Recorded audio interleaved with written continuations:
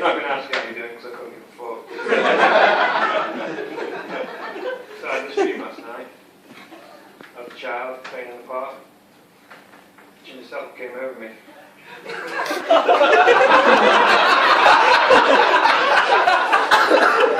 First wet dream I've had in years. Speaking of wet dreams, it's Valentine's Day tomorrow. Say wet dreams, more like a nightmare. If you married people a nightmare you'll never wake up from. So I've got my day planned out. You know, I'm going to go out for a nice meal, bring back some ice cream and watch a film alone. And then I'm going to end my night with tears and a tissue full of shame. You people who didn't get that tissue reference, it's not for my eyes. It's for my peanuts. I have sex about as much as an Ethiopian has a meal. Which is a shame, because I'm kind of like a sex addict. Just without the sex. Which makes me a wanker.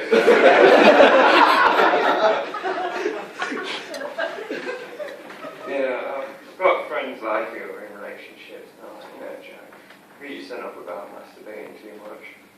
Because, you know, we're in relationships and we stop masturbating. I'm like, yeah, but you fucking enjoy it. I masturbate because it's a necessity. Control. Yeah, like time to get on with it.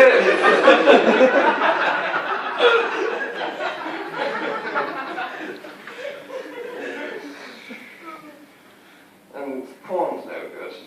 I find myself masturbating to the bra section of the Little Woods magazine.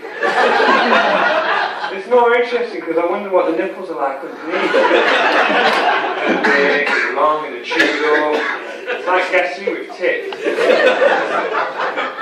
Every time I ejaculate, it's never a sigh of pleasure. It's always a sigh of despair. I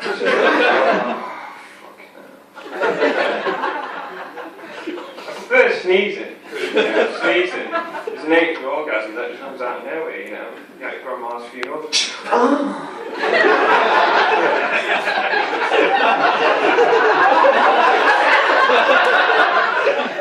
My favourite sneeze has got to be what I call the cock teeth sneeze. You know, it's the one where it builds up and you're like... and it just goes away.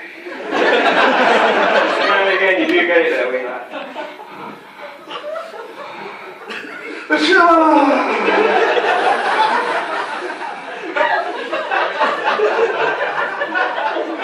No, I forgot what the next bit is.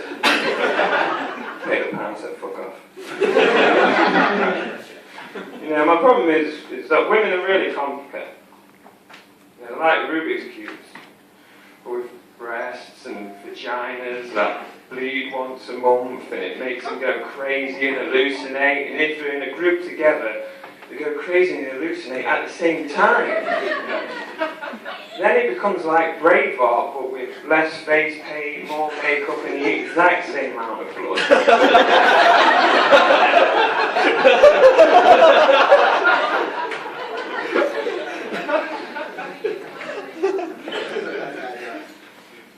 And I'm shit at Sudoku, so I ain't got no fucking chance ever to do a Rubik's Cube. Got it again.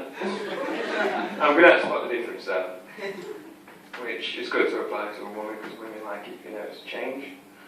More like it's a menopause club. So I thought I'd apply that to one woman, you know.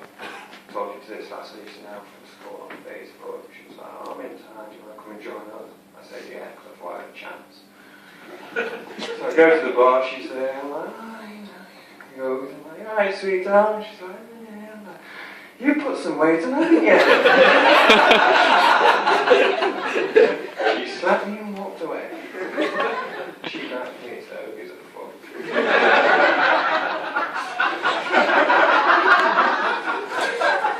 But you know, I struggle to talk to women that night properly, you know. Because if I see a woman at a bar, my technique is usually smiling, staring, and looking like a rapist.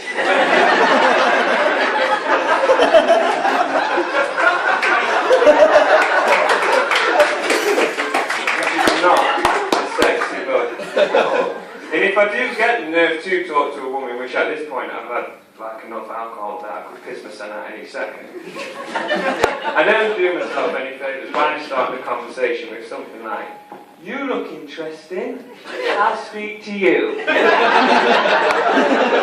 Like there's some Francis Bacon painting, you know, you've got a good brush stroke, look.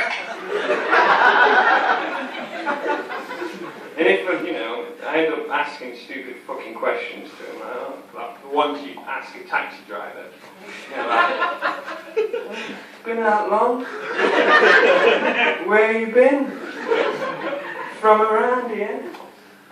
Then I don't know what to say after that. I'm expecting them to take me in for a reasonable rate. Well, I did get the courage to ask this one girl.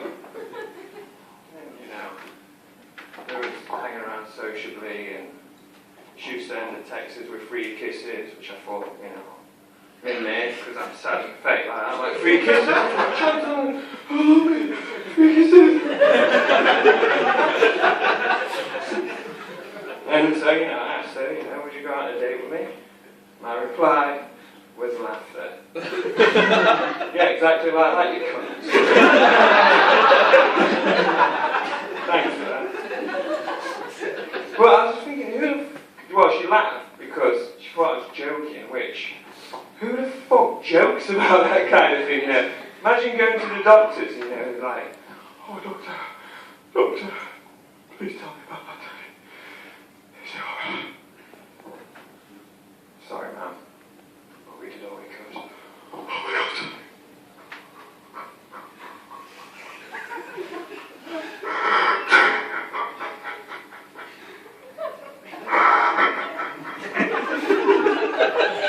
"No, we're just fucking with you. He's alright, he's alright. He's lost a leg, but he's alright." You'd be pretty fucking pissed off. But I think our problem as humans is, when it comes to relationships and love, is that we always look at the positives and things, which is good, because that's the initial attraction. But where true love lies is in the negatives of people. You know, it's in the negatives we find a human being.